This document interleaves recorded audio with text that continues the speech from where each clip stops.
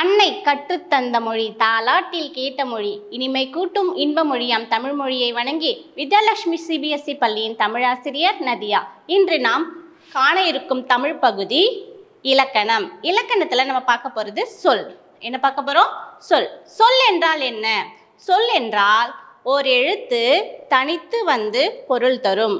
பல எழுத்துக்கள் சேர்ந்து வந்து பொருள் தருவது சொல் அப்படின்னு சொல்றோம். ஒரு எழுத்து தனித்து வந்தோ அல்லது பல எழுத்துக்கள் சேர்ந்து வந்து பொருள் தருவது சொல் அப்படின்றோம். ஓர் எழுத்து அப்படின்னா தமிழ்ல மொத்தம் 247 எழுத்துக்கள் இருக்கு. இந்த 247 எழுத்துக்கள்ல 42 எழுத்துக்கள் ஓர் எழுத்து சொற்கள். ஓர் எழுத்து சொற்கள் அப்படின்னா இப்போ ஈ, பூ, நீ, கோ, மை இது எல்லாமே ஓர் எழுத்து சொற்கள். ஈ அப்படின்னா பூச்சி அப்படின்னு பொருள். பூ அப்படின்னா மலர். நீ அப்படின்னா முன்னிலையில் இருக்கிறது. கோ அப்படின்னா அரசன். மை அப்படின்னா கண்மை. இந்த மாதிரி ஒரே எழுத்து தான், ஆனால் பொருள் தந்துச்சுன்னா அது ஓர் எழுத்து சொல் அப்படி சொல்லுவோம்.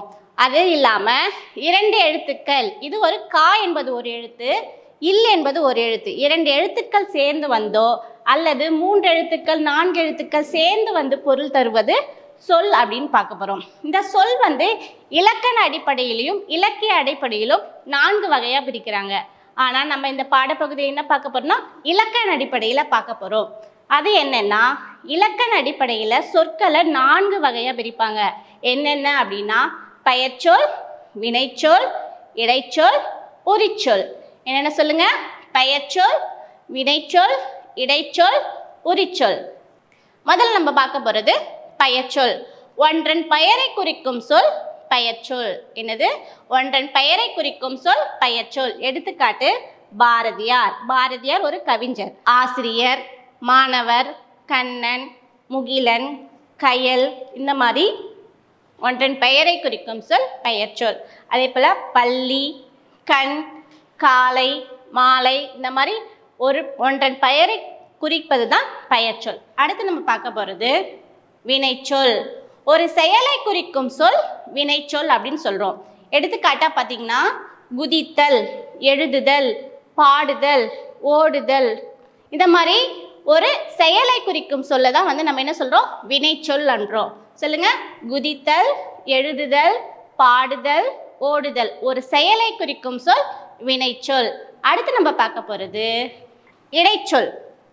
பெயர்ச்சொல்லையும் வினைச்சொல்லையும் சார்ந்து வரும் சொல் இடைச்சொல். அதாவது ஒரு பெயர் சொல்லுக்கும் வினைச்சொல்லுக்கும் இடையில வர சொல் இடைச்சொல் அப்படியும் சொல்லலாம். இதுல வந்து இடைச்சொற்கள் நிறைய உதாரணங்கள் இருக்கு. இப்ப நம்ம 2 உதாரணம் பார்க்கலாம்.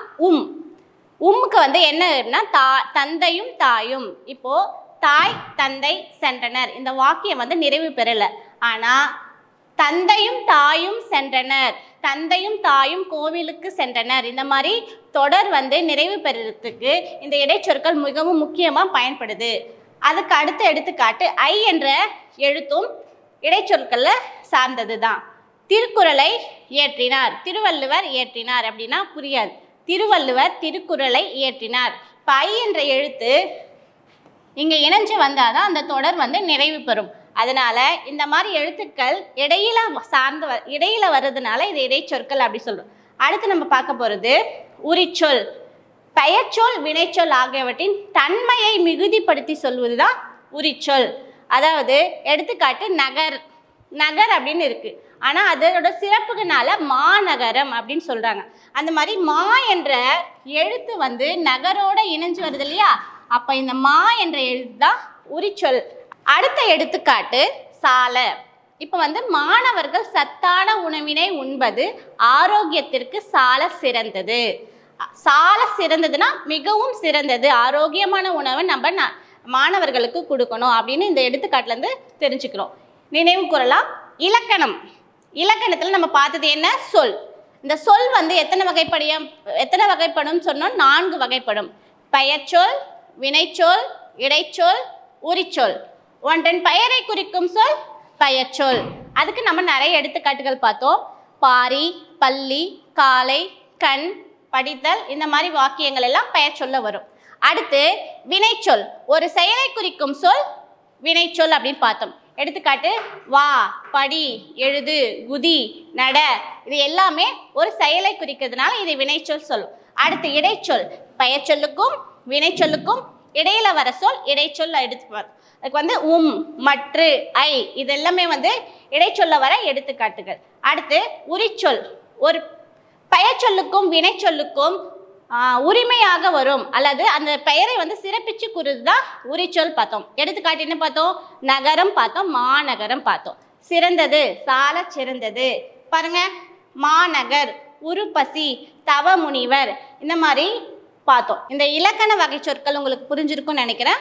இதே போல அடுத்த ஒரு நல்ல காணொளியில உங்களை சந்திக்கிறேன். நன்றி, வணக்கம்.